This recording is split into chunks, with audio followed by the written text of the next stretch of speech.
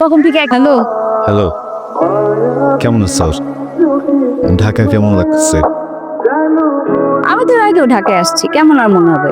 ঢাকার অত মনে হইতেছে। আমার তো এখন মনে হইতেছে তুমি পর প্রশ্নটা করবা যে ঢাকায় এখন কয়টা বাজে, তাই না? এত ঢোক আমি না, বুঝছো?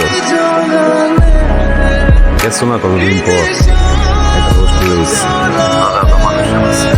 কেমন রুমমেটটা কেমন? থাকার জায়গাটা কেমন? না, রুমমেট তো ভালোই। আর সবচেয়ে বড় কথা হচ্ছে কি পলাশ, আমি তো লেখাপড়া করতে আসছি এই ঢাকায়, তাই না? সরি, আমি আসলে থাকতে পারলাম না তোমার এই সময়। এবার ভাঙা পড়ো না, দেখো তুমি যদি এরকম কান্নাকাটি করো, তুমি যদি শক্ত না থাকো, আন্টিরে কে সামলাবে বলো? আমি জানি কেমন লাগে এই সময়টা। আমার তো মা মারা গেছে না, আপন মানুষ চলে গেলে কেমন লাগে আমি জানি, কিন্তু বাবা মা সারা জীবন কারো থাকে না।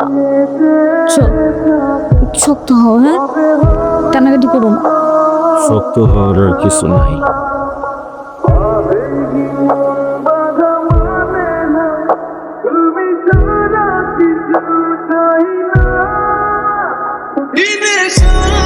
হ্যাঁ মিতু, এই শুন, এই পলাশ কি অবস্থা রে? মানে পলাশের মনে ফোন দিতেছি, ফোন ধরতেছে না।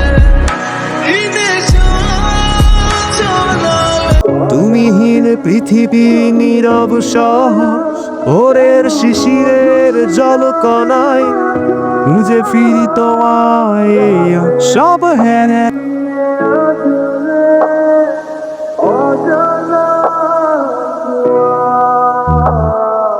তোমরা কালকে দিয়ে বুঝতেছি করেছিলা কই আবার থাকবো?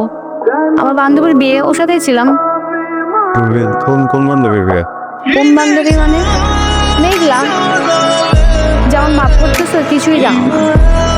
কেন, ও তোমাকে কিছু বলে নাই?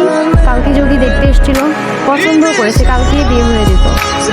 কিন্তু মেঘলা বলছে কয়েকদিন পরে করবে, এই জন্য শুধু আংটি পরে চলে গেছে।